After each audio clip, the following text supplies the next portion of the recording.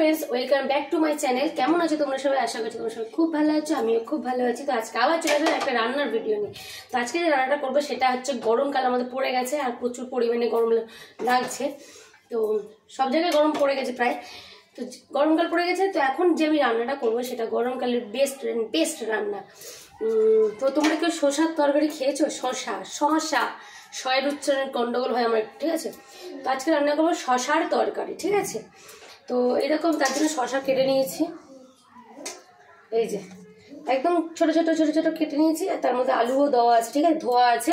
আর তার মধ্যে কটা আমি পেঁয়াজ এরকম সাইজে জাস্ট একটা পেঁয়াজকে 4 পিস করে কেটে নিয়েছি। পেঁয়াজটাকে আমি বাড়বো, চিংড়ি মাছ দিয়ে করবো। এটা আমার শাশুড়ি মায়ের হাতের রান্না। আর শাশুড়ি মা চিংড়ি মাছ ছাড়া করেছিল, আমি চিংড়ি মাছ দিয়ে করছি। আমার মা করতো, কিন্তু আবার মা চিংড়ি মাছ দিয়ে করতো। তো সেই মায়ের মানে আমার শাশুড়ি মা আমার মা দুজনের মিক্সড করে রান্নাটা আজকে করবো। তো তার জন্য আমার লাগবে চিংড়ি মাছ, তো অবশ্যই লাগবে। আর চিংড়ি মাছগুলো দেখো অনেক বড় বড় আছে না, তো এইগুলো এত বড় বড় করবো না, এটাকে 2 থেকে 3 পিস আমি করে নেবো যাতে সবার মুখে পড়ে। আর যত পাকা শসা হবে না, অনেক দেখবে বাজারে পাকা শসা কিনতে পাওয়া যায়, তো যত পাকা শসা হবে তত রান্নাটা টেস্টি হবে। আমার অতটা পাকা নয়, আর এই শসাটা এতটা দেখলে রান্না করলে এইটুকু হয়ে যাবে। শসা যত জল বেরিয়েছে তত জল বেরোবে, ততটা কমে যাবে। তো এই আজকে রান্না করবো। চলো তার আগে আমি চিংড়ি মাছটাকে আমি ছোটটা পিস করে নিই, ঠিক আছে।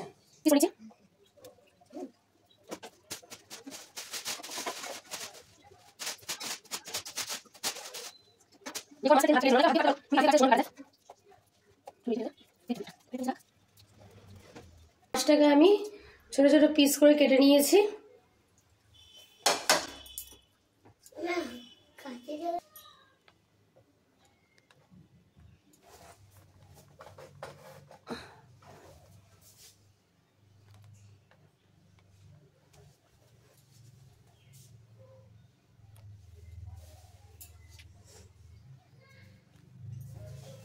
তো মাছটা পিস পিস করে কেটে নিয়েছি। এবার আমি একটু নুন আর হলুদ মাখিয়ে নেবো, নিয়ে একটু ভেজে নেবো।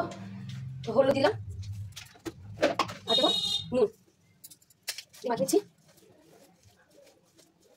এটা খাওনি, ঠিক আছে, আমি যেভাবে রান্নাটা করছি একবার খেয়ে দেখো, দারুণ খেতে লাগে। চলো গ্যাসটা আমি ধরিয়ে দিই। তেল এর মধ্যে দেওয়া আছে কারণ আমি একটু আগে বেগুন ভেজেছি। আর আজকে একদম হালকা পাতলা রান্না, মানে একদমই গরম পড়েছে, শরীরটা এত খারাপ, তো মানে পেট ব্যথা করছে। তো ওই জন্য আজকে আলু সেদ্ধ দিয়েছি, বেগুন ভেজেছি আর শসার তরকারি করবো। তো ততক্ষণ তেলটা গরম হোক, ঠিক আছে। আমি একটা মশলা করে নেবো। তো মিক্সার জার নিয়ে নিয়েছি আমি, এর মধ্যে একটু মানে সামান্য আমি সাদা সর্ষে নেবো। এই দেখো সামান্য,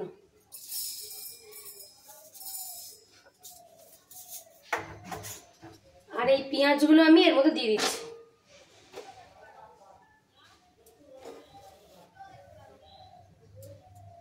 কটা কাঁচা লঙ্কা নিয়েছিলাম, এগুলো দিয়ে দেবো। যে যেরকম ঝাল খাবে সে সেরকম কাঁচা লঙ্কা দেবে, ঠিক আছে।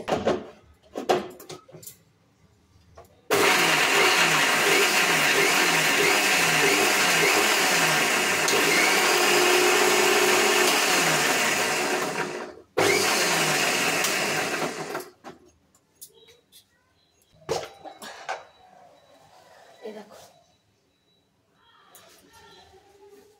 পেঁয়াজ লঙ্কাটা হালকা বেটে নিয়েছি, ঝাঁঝ কি লঙ্কার ব্যাপারে। তো চলো ওদিকে আমার তেল গরম হয়ে গেছে, ঠিক আছে। মাছটা ভেজে নিই আগে।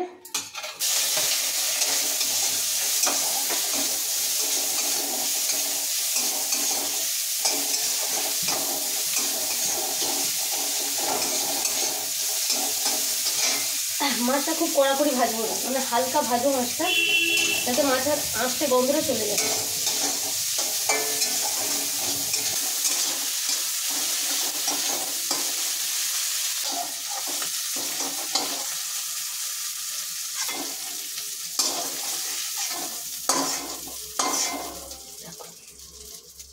একটু জিরে ফোড়ন অল্প,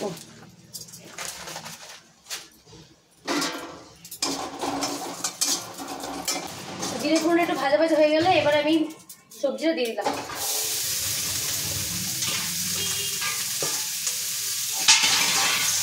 নেবো একটু।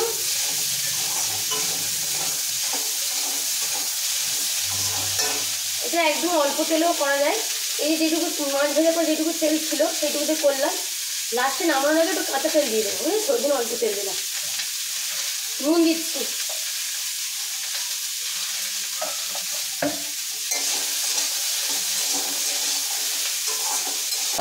ঢাকা দিয়ে দিলাম। দেখবে এই শসা থেকে জল বেরোয়, জল বেরোলেই শসাগুলো আর আলুগুলো সেদ্ধ হয়ে যাবে, ঠিক আছে? তখন চলো দেখি খুলে।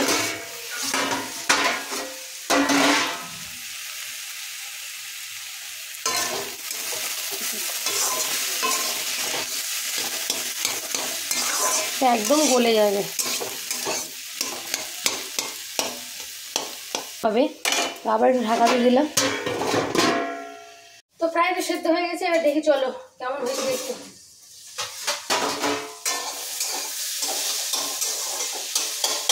তো এটা এবার হালকা হালকা ভাজা ভাজা হয়ে গেছে। আমি এবার চিংড়ি মাছটা দিয়ে দেবো।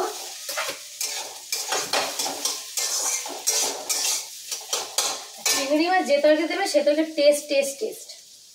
আচ্ছা, এবার আমি বাটা মশলা দিয়ে দেবো।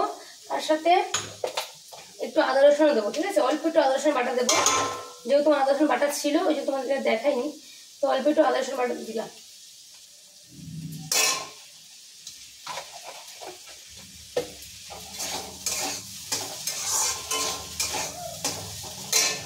আর এই বাটা মশলায় পেঁয়াজ আর অল্প একটু সর্ষে দিয়েছিলাম, সেটা দিয়ে দিলাম।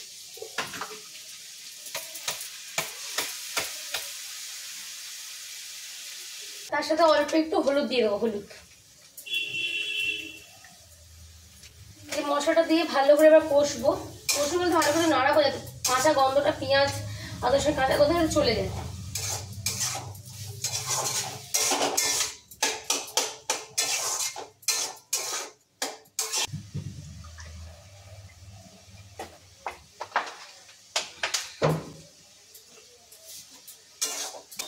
আর এটা থেকে এতটা সুন্দর সেন্ট বেরোচ্ছে, তোমাদের কি বলবো, মানে তোমাদেরকে আমি পারছি না সেন্টটা শোকাতে, এত সুন্দর সেন্ট বেরোচ্ছে।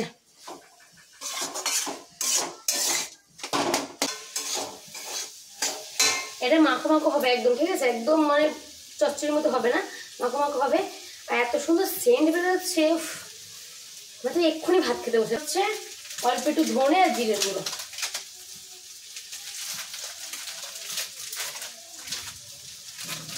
অল্প সামান্য করে একটু ধনে গুঁড়ো দিলাম।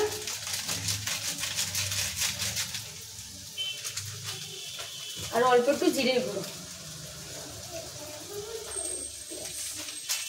ব্যাস, এই কটা মশলাতেই রান্না হয়ে যাবে।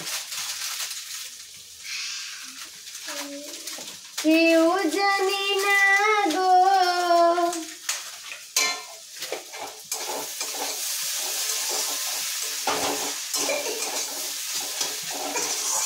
মশলা কষা হয়ে গেছে। এবারে আমার এই মিক্সি জার ধোয়া জল দিয়ে দিলাম।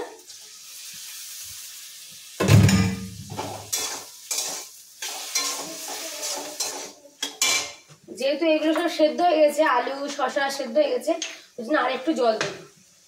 বেশি জল দেবো না, এটা মাখো মাখো হবে।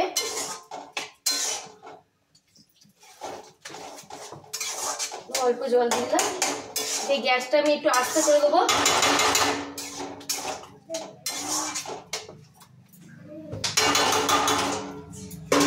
গ্যাসটা আস্তে করে দিলাম। এটা হোক, হওয়ার পরে নামানোর আগে একটু চিনি দেবো, দিয়ে নামিয়ে দেবো। এবার ঢাকাটা খুলি।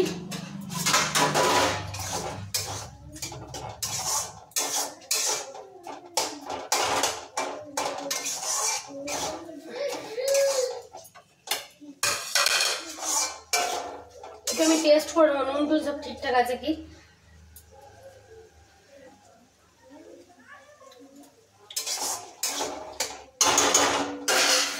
সামান্য নুন লাগবে,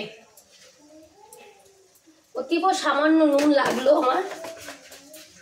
আর দেব অল্প একটু চিনি।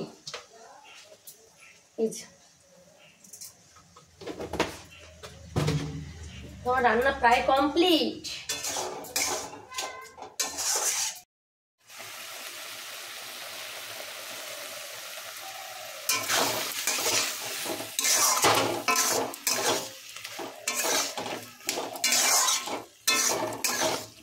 তরকারিটা প্রায় হয়ে গেছে, এবার আমি নামিয়ে নিচ্ছি। তো আমার রান্না একদমই কমপ্লিট।